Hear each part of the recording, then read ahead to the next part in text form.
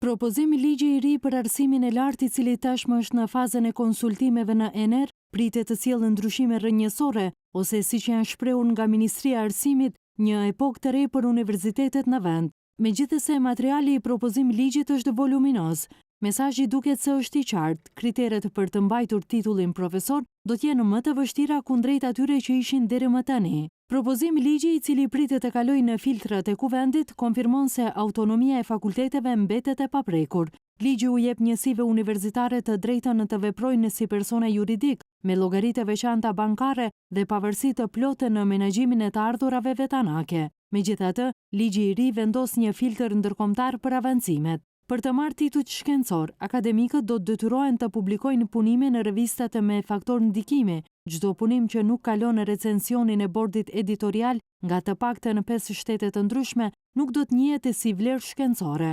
Gjithashtu, propozimi ligji parashikon që pagat e stafit akademik dhe administrativ të llogariten sipas një koeficienti të caktuar bazuar në pagën minimale. Kjo do thotë se profesioni i profesorit nuk do të varet më nga vullneti politik apo marrëveshjet vjetore, por do të ketë një rritje të vazhdueshme. Sa herë që rritet paga minimale në nivel shtetëror, automatikisht do të reflektohet rritja edhe në universitetet publike.